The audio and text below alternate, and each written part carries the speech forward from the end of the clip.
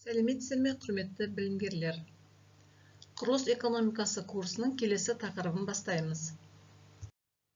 13-ші тақырып құрылыс өндірісін ұйымдастыру және жоспарлау. Құрылыс өндірісін ұйымдастыру бұл құрылыс процесін тиімді жүргізуге бағытталған еңбек, материалдық, техникалық және қаржылық ресурстарды ғылыми негізде үйлестіру жүйесі. Құрылыс саласының маңыздылығы бұл индустриалды инновациялық дамуымен, яғни Қазақстанның экономикалық өсуінде құрылыс саласы стратегиялық рөл атқарады. Жалпы ішкі өнімге қосқан үлесі жыл сайын артып келеді. Тұрғын үй бағдарламалары бойынша, яғни нұрлы жер сияқты мемлекеттік бағдарламалар халықты қолжетімді баспанамен қамтамасыз етуде маңызды экономикалық тетік болып табылады. Жаңғыру үрдістері бойынша саланың қарқынды дамуы цифрлық технологиялар, жаңа материалдар және инновациялық басқару жүйелерін енгізуді талап етеді. Құрылыс өндірісін ұйымдастырудың негізгі қағидаттары бұл құрылыс жұмыстарын тиімді, сапалы және қауіпсіз жүргізуге арналған негізгі ережелер мен тәсілдер жүйесі. Бұл қағидаттар құрылыс процесінің үздіксіздігін, уақытында орындалуын және ресурстарды тиімді пайдалануды қамтамасыз етеді. Жалпы ғылыми ұйымдастыру бұл жұмысты ғылыми ұйымдастыру деңгейін көтеру, яғни уақытты, еңбекті және ресурстарды тиімді пайдаланудың басты шарты. Осы нормативтік талаптарға сақтай отырып, өндірістік процестерді оңтайландыру қажет. Одан кейін басқару жүйесі бойынша жалпы жұмысты ұйымдастыру, жобалау, жоспарлау және басқару бірыңғай жүйе ретінде жұмыс істейді. Яғни бұл жүйе мерзімдерді, сапаны және шығындарды бақылауды қамтиды. Келесі халық шаруашылығындағы орны бұл күрделі құрылыс саласы ұлттық экономиканың негізгі тірегі болып табылады. Яғни жұмыспен қамту, инфрақұрылым дамыту және инвестиция тарту арқылы өсімді қамтамасыз етеді. Енді құрылыс өндірісін ұйымдастырудың негізгі қағидаттарына тоқталайық. Олар бірінші үздіксіздік қағидаты. Яғни ол құрылыс жұмыстары тоқтаусыз және бірізді орындалу керек. Мысалы, материалдардың уақытында жеткізілуі, жұмыстың тоқтап қалмауы сияқты жұмыстар. Одан кейін ырғақтылық қағидаты. Бұл дегеніміз жұмыстар белгілі бір жоспар мен кесте бойынша тұрақты орындалу керек. Яғни құрылыс мерзімі сақталады, еңбек күші тиімді бөлінеді және өндірістік тәртіп жақсарылады. Келесі қағидаты бұл кешенді қағидат деп аталады. Оны құрылыс процесіндегі барлық жұмыстар өзара байланыста ұйымдастырылады. Яғни жер жұмыстары, бетон құю деген сияқты әрлеу жұмыстары бір-бірімен үйлестіріледі. Келесі қағидат бұл мамандандырылуы. Яғни әр жұмыс түрін сол салаға маманданған жұмысшылар орындайды. Яғни бұның артықшылығы сапа жоғарылайды, жұмыс жылдам орындалады. Яғни қателіктер азаяды екен. Одан кейін параллельдік қағидат деген бар. Ол бірнеше құрылыс жұмыстары бір уақытта қатар жүргізіледі. Бір құрылыс уақытын, бұл яғни құрылыс уақытын қысқартады. Мысалы, бір бөлікті бетон құйып жатқанда, екінші бөлікте монтаж жұмыстары жүргізілу. Келесі қағидат бұл пропорционалдық қағидат деп аталады. Яғни бұл барлық ресурстардың өзара тепе-теңдік қолданылуы. Яғни материал көлемі бір-біріне сәйкес болу керек. Қауіпсіздік қағидат бұл құрылыс барысында еңбек қауіпсіздігі міндетті түрде сақталу қажет. Оған техника қауіпсіздігі, өрт қауіпсіздігі, санитарлық талаптар кіреді. Одан кейінгі қағидат ол сапаны қамтамасыз ету. Бұл құрылыс жұмыстары, яғни нормативтік талаптарға сәйкес орындалуын көрсетеді. Келесі ресурстарды тиімді пайдалану қағидасы. Бұл материалдар, техника және еңбек ресурстары үнемі қолданылу керек, яғни өзіндік құн төмендейді, пайда артады және шығын азаяды. Келесі қағидат бұл ғылыми техникалық прогресс, яғни заманауи технологиялар мен цифрлық жүйелерді пайдалану. Яғни автоматтандырылған техника, цифрлық смета деген сияқтылар. Жалпы құрылыс өндірісін ұйымдастырудың маңызы бұл құрылыс мерзімін қысқартады, еңбек өнімділігін арттырады, құрылыс сапасын жақсартады және шығындарды азайтады. Және де қауіпсіздікті қамтамасыз етеді. Құрылыс өндірісін жоспарлау бұл құрылыс жұмыстарын уақытында, сапалы және тиімді орындау үшін еңбек, материал, техника және қаржы ресурстарын алдын ала ұйымдастыру процесі. Осы жоспарлау құрылыс процесінің үздіксіз жүруін қамтамасыз етеді және шығындарды азайтуға көмектеседі. Мұнда құрылыс өндірісін жоспарлаудың негізгі түрлерін атап өтейік. Бұл жерде мерзімдік жоспарлау, олар қысқа, орта және ұзақ мерзімді мақсаттарды анықтайды. Яғни жұмыс кестелері мен ресурс бөлінісін реттейді. Ұзақ мерзімді жоспарлау бұл бірнеше жылға арналған стратегиялық жоспар. Жалпы ерекшелігі ол болашақ даму бағытын көрсетеді және жалпы стратегияны анықтайды. Орта мерзімді жоспарлау бұл әдетте бір жылға дейінгі кезеңді қамтиды. Қысқа мерзімді жоспарлау ол айлық, апталық немесе күндік жоспар. Мақсаты жалпы күнделікті жұмысты ұйымдастыру, нақты тапсырмалар беру және жұмыс барысын бақылау болып табылады.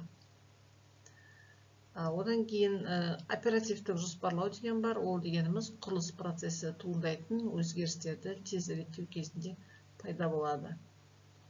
Келесі енді құрылыстың бас жоспары. Бұл жерде құрылыс жұмыстарының орындалу мерзімін көрсетілетін график бойынша жалпы желілік жоспарлау жатқызылады. Одан кейін құрылыс бас жоспарында алаңдағы барлық объектілер мен желілерді бейнелейтін жалпы схема, яғни шартты белгілер мен ережелерге сай жасалынады екен. Келесі тасқынды құрылыс бұл жұмыстарды мамандандырылған бригадалар арасында үздіксіз ұйымдастыру, яғни технологиялық жүйеліктерді қатаң сақтайды.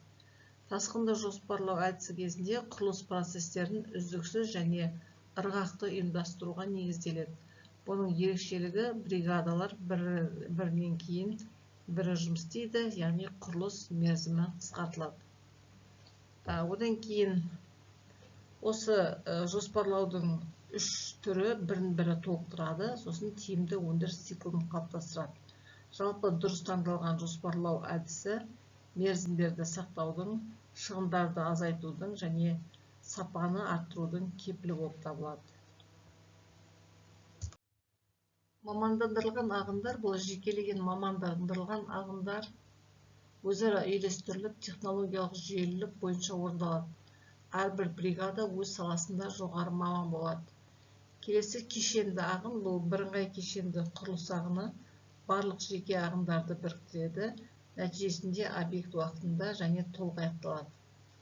Келесі ұтымды тәсілдер бұл жұмыстарды жүргізудің ұтымды тәсілдері, яғни жабдықтарды дұрыс орналастыру, материал жеткізуді уақытылы ұйымдастыру және артық үздіксіз жұмыс жасау.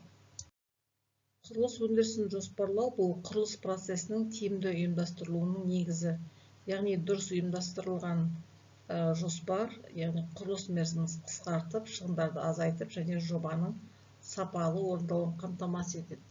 Яғни нақтыластырылған жұмыс кестесі бұл мерзімдік диаграммалар және кезеңдік жоспарлар кез келген объектіні уақытында тапсырудың басты құралы.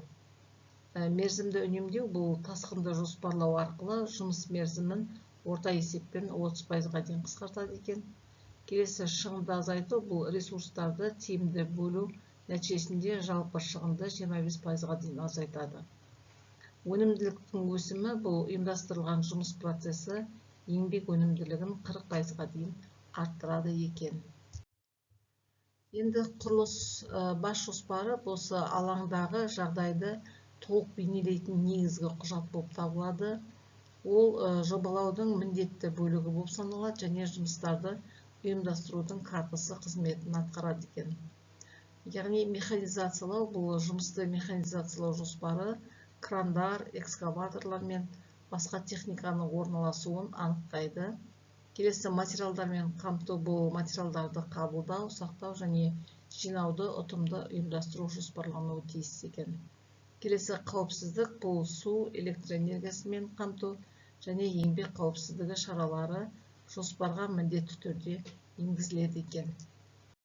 Құрылыс бас жоспарының элементтеріне, яғни уақытша ғимараттар мен жолдар жатады, яғни ол жұмысшылар үшін уақытша тұрғын үй, демалыс орындары, ішкі жолдар мен кран жолдарының сызбасы жоспарға енгізіледі. Одан кейін қоймалар мен бетон орындары, ол материалдар қоймаларының ерітінді бетон қабылдау орындарына орналасуы технологиялық ыңғайлылық тұрғысынан жобаланады. Келесі инженерлік желілер ол су, канализация, электр энергиясы, жылу жүйелері мен жарықтандыру жүйелерінің жоспарда нақты белгіленуі міндетті. Одан кейін қауіпсіздік аймақтар, яғни қауіпті аймақтар бұл қоршаулар, өрт сөндіру жүйелері және жедел жәрдем жолдары жоспарда айқын белгілену керек екен. Жоспарлауды жетілдірудің заманауи тәсілдеріне осы технологиялық карталар жатады, яғни құрылыс құрастыру жұмыстарын ұйымдастырудың үлгісі ретінде технологиялық карталар нормативтік уақытты, ресурстарды және жұмыс тізбегін анықтайды. Олар жобалау мен орындаудың байланысын қамтамасыз етеді. Одан кейін желілік модельдер ол желілік жоспарлау, яғни уақыт параметрлерін есептеуге, сыни жолды анықтауға және ресурстарға қажеттілік кестесін жасауға мүмкіндік береді. Мерзімдер мен тәуекелдерді басқаруда тиімді болады.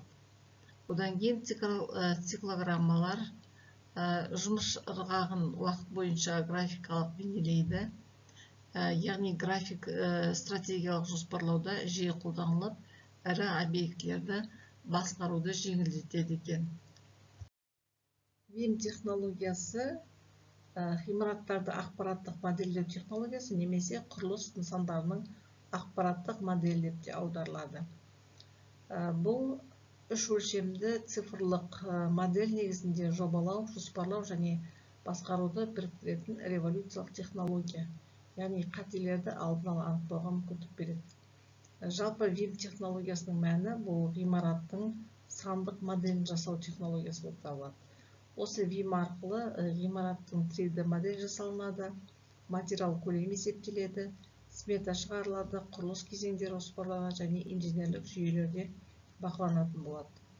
Осы ВИМ технологиясының артықшылығы осы жобалар сапасын арттырады, қателерді азайтады, шығындарды қысқартады, құрылыс мерзімін азайтып, барлық қатысушылардың жұмысын үйлестіріп отырады екен. Енді келесі мұнда 103.00.20.22 стандарты бұл Қазақстанның жаңартылған құрылыс нормалары мен ережелері, яғни жұмыс өндірісін жобалаудың заманауи талаптарын белгілейді. Барлық жобалар осы стандартқа сәйкес орындалуы тиіс.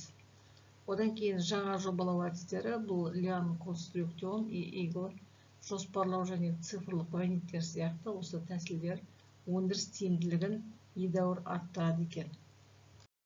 Заманауи құрылыс алаңында дроннан бақылау, цифрлық жоспарлау және автоматтандырылған техника жұмысшылармен үйлесімді жұмыс істеп, өндіріс тиімділігін жаңа деңгейге көтереді. Дрондық бақылау бұл алаңды нақты уақытта бақылап, жоспардан ауытқуларды лезде анықтауға мүмкіндік береді. Одан кейін лот сенсорлары бұл жабдықтардың күйін, материал қорын және еңбек ресурстарын үздіксіз бақылайды. Цифрлық жүктеу бұл барлық деректер бұлтты платформаларда жинақталып, басшылыққа жедел есеп беруді қамтамасыз етеді. Тиімділікті арттырудың жолдары бұл еңбек өнімділігінен басталады. Жалпы жоғары еңбек өнімділігін қамтамасыз ету үшін жұмысшыларды мамандандыру, оқыту және ынталандыру жүйесін енгізу қажет. Яғни нормаларды орындау, мониторинг жүйелі жүргізілуі тиіс.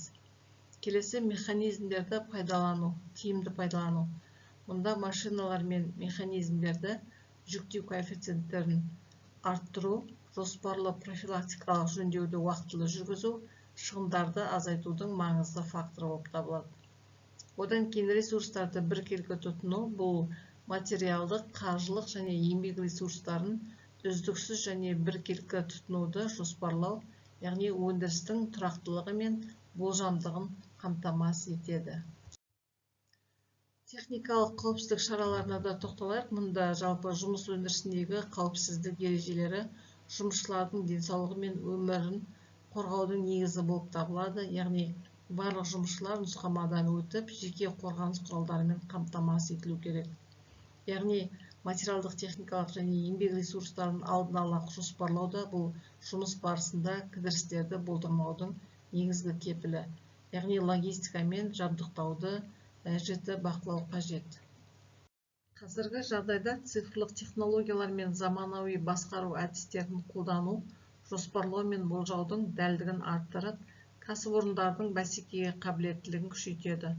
Сондықтан жоспарлау мен болжау кез келген ұйымның тұрақты дамуы мен табысты қызметінің негізгі факторларының бірі болып табылады. Осымен тақырыбымызды аяқтаймыз. Назар қойғандарыңызға рахмет, сау болыңыздар.